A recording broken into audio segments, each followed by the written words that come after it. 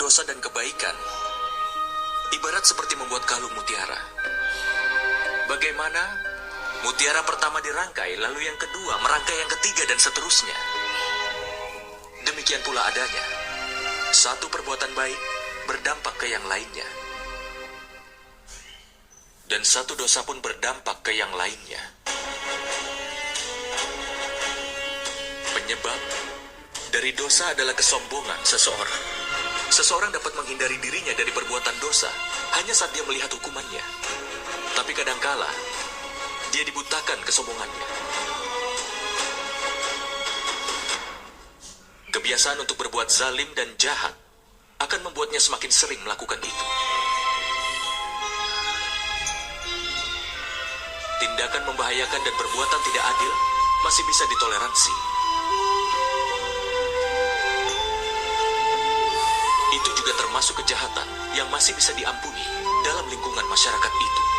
Itu hukuman yang dapat langsung diputuskan oleh mereka. Masyarakat itu yang memutuskan hukumannya. Tetapi dalam tatanan masyarakat ini, hukuman atas sebuah kesalahan diputuskan oleh orang yang paling kuat.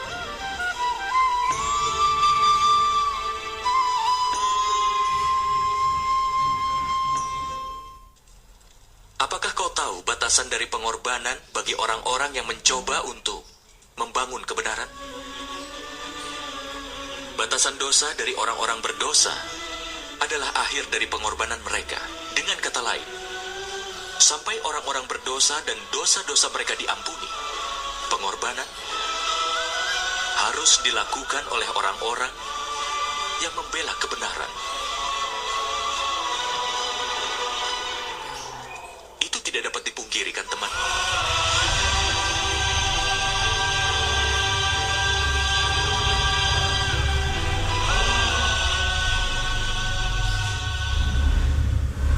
Makhluk yang lahir sebagai manusia biasa tidak akan bisa melakukan keajaiban.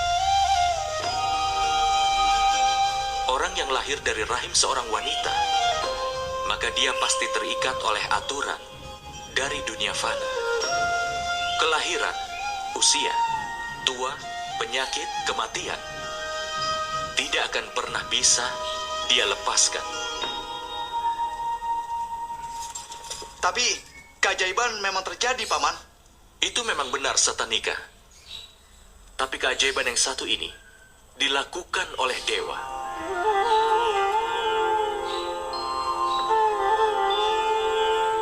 Ketika orang dengan segenap ketulusan jiwa dan raganya mau menghapus kejahatan dan membangun tatanan hidup yang baik dan benar,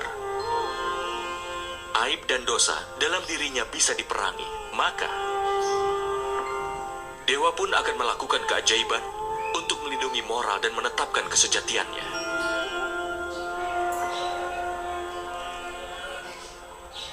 Ketika seseorang berserah dan membuang keegoisannya dan segala dosanya, dan dia pun sudah siap untuk mengorbankan segala miliknya, maka seluruh makhluk ciptaan akan diberkahi dengan mukjizat. Dan pengorbanan yang seperti itu telah dilakukan ibuku Dewaki. Dan keajaiban pun terjadi di penjara itu, nak. Ini adalah keseimbangan penciptaan.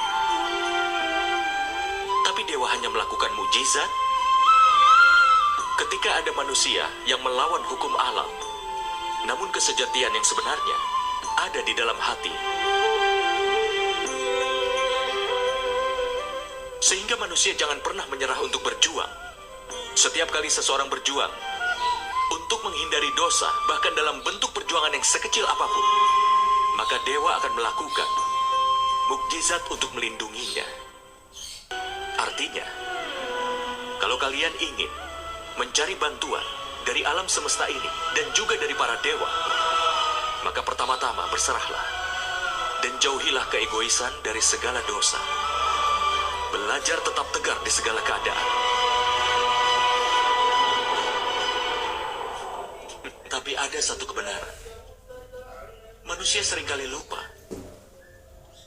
bahwa setiap partikel dari ciptaan merupakan bagian yang Maha Kuasa sendiri.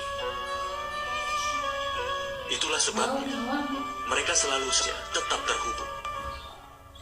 Seperti cara bunga menyebarkan aromanya di seluruh ruangan. Bau-bauan busuk pun menggunakan cara yang memang kurang lebih sama. Kebahagiaan dan kesedihan manusia bisa mempengaruhi dunia ini. Kebahagiaan seseorang juga bisa membuat bahagia orang lain di sekitarnya. Kesedihan seseorang pun bisa pula membuat sedih orang lain di sekitarnya.